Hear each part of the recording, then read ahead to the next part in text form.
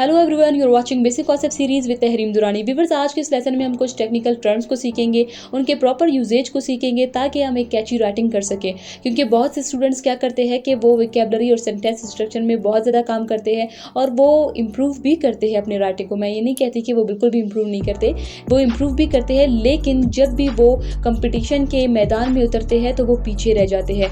वो क्यों व्यूअर्स? वो इस वजह से कि वो वोकैबुलरी में तो बहुत ज़्यादा जोर लगा लेते हैं, वो अपनी सारी मेहनत जो एफर्ट उनकी होती है वो वोकैबुलरी और सेंटेंस स्ट्रक्चर में लगा लेते हैं, लेकिन जो मेन चीज़ होती है राइटिंग की वो उसे अवॉइड कर रहे होते हैं। वो टेक्निकल टर्म्स का यूज़ होता है अपनी राइटिंग में, क्योंकि आपके रिटन एक्सप्रेशन जब भी बात आती है अट्रैक्टिवनेस की आपके राइटिंग में, वो रिटन एक्सप्रेशन होते हैं। अब इन रिटन एक्सप्रेशन को कैसे आपने इम्प्रूव करना है, वो इस तरह के छोटे छोटे टर्म्स को यूज़ करके आप एक अच्छा राइटिंग कर सकते हैं। इन्हें अपनी राइटिंग का पार्ट बना के आप अपने रीडर को अट्रैक्ट कर सकते हैं, ठीक है, उसे इंगेज कर सकते हैं अपने राइटिंग के साथ। सो मैं ज़्यादा तो वक्त नहीं लूँगी आपका। डायरेक्ट हम लोग स्टार्ट करते हैं अपना लेसन।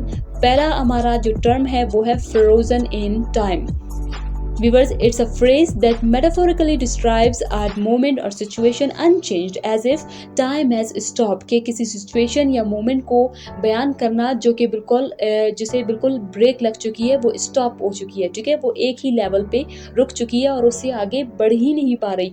इसे समझने के लिए एक बहुत बेहतरीन एग्जांपल है द इकोनॉमी ऑफ पाकिस्तान, ठीक है, कि पाकिस्तान की इकोनॉमी डेकेड से हम देख रहे हैं कि एक ही सिचुएशन पे है, वो आगे बढ़ ही नहीं पा रही। सो हम कह सकते हैं कि the economy of the country seems frozen in time, कि मुल्क की जो मईशत है वो बिल्कुल स्टॉप हो चुकी है, वो ना आगे बढ़ रही है, आप इम्प्रूवमेंट उसमें आ ही नहीं रही। सो हम कह सकते हैं कि the economy of the country seems frozen in time. इसी तरह से दूसरा सेंटेंस देख लेते हैं कि I feel like all of my plans have been frozen in time since the accident, कि मुझे लगता है कि हादसे के बाद मेरे तमाम प्लान्स जैसे रुक गए, उन्हें एक ब्रेक लग चुकी है।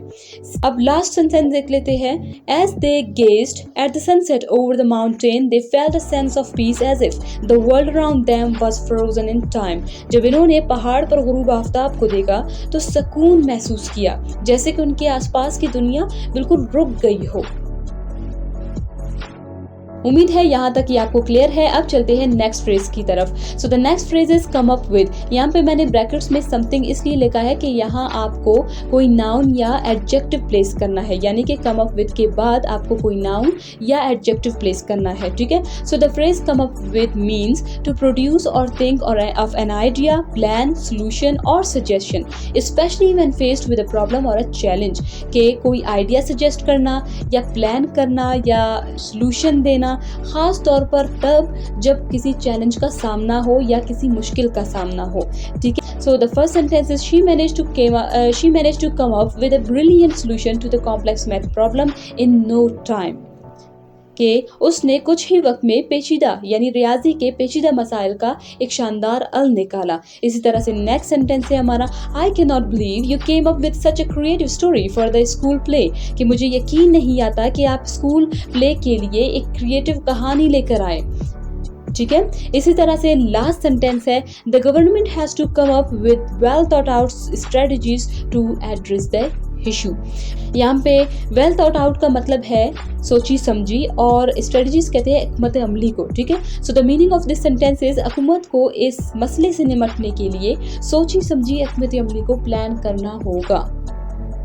Now last but not least is not if but when. Viewers, एक बहुत ही इंटरेस्टिंग फ्रेज है जिसका ज़्यादातर इस्तेमाल आपको ऑफिशियल राइटिंग्स में मिलेगा। So the phrase refers to something that is not merely a possibility but is a certainty, so it is not practical to think about whether it will happen or will not happen। the practical issue is when it will happen, यानी कि कोई event है या कोई development है, चाहे negative या positive की बात करें, ठीक है, उसका होना यकीनी है। अब जो अनसर्टेनिटी है वो उसके वक्त या वाकया होने में है। अब हम अर्थक्वेक की एग्जांपल ले सकते हैं, जैसे कि आजकल अर्थक्वेक के प्रिडिक्शंस हो रही है कि भाई होने वाली है, ठीक है। सो हम कह सकते हैं, खुदा न खास्ता ऐसा अल्लाह ना करे कि ऐसा हो, लेकिन एज एग्जांपल मैं बता रही हूँ, ठीक है, कि भाई ये तो यकीनी है कि अर्थक्वेक होगी, ठीक है। अब जो अनसर्टेनिटी है वो उसके वक्त के साथ है कि वो कब होंगी, ये हमें पता नहीं है, ये सवाल बाकी है फिलहाल। ठीक है, इसी तरह से कुछ सेंटेंसेस देख लेते हैं। So the first sentence is in our rapidly changing industry it is not if but when technological advancements will disrupt traditional practices, कि जो रैपिडली चेंजिंग इंडस्ट्री है उसमें जो टेक्नोलॉजिकल एडवांसमेंट है उसने ट्रेडिशनल, ये तो यकीनी है कि वो ट्रेडिशनल जो प्रैक्टिसेस है हमारे उसे वो डिसरप्ट कर लेगी। यानी डिसरप्ट का मतलब होता है मुंतशिर करना, ठीक है, उन्हें मुंतशिर कर लेगी, लेकिन अब कब करेगी ये फिलहाल बाकी है। ठीक है, इसी तरह से नेक्स्ट सेंटेंस को देख लेते हैं। The team is so talented that it's not if but when they will achieve success in their endeavours, कि टीम बहुत टैलेंटेड है। अब सवाल यहाँ पे ये तो यकीनी है कि वो अचीव करेंगे, ठीक है, ये तो यकीनी है कि वो सक्सेस अचीव करेंगे, लेकिन जो अनसर्टेनिटी है तो वक्त के साथ है कि वो कब अपने टारगेट्स को अचीव करेंगे। उसी तरह से लास्ट सेंटेंस है वो है given there commitment and hard work it is not if but when they will reach there goal. Given कहते हैं पेश नज़र को, ठीक है। So the meaning of the sentence is कि उनकी कमिटमेंट और हार्ड वर्क के पेश नज़र अब सवाल ये नहीं बनता कि वो करेंगे या नहीं करेंगे, यानी अपने गोल्स को अचीव करेंगे या नहीं करेंगे, बल्कि सवाल यहाँ पे सिर्फ उनके वक्त पर है कि वो कब करेंगे।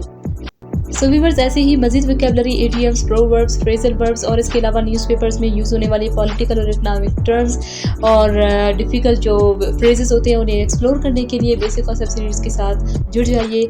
सब्सक्राइब करें, ज़्यादा से ज़्यादा शेयर करें, लाइक करें और कमेंट करना बिल्कुल भी मत भूलिएगा। टिल द नेक्स्ट वीडियो, अल्लाह हाफिज़।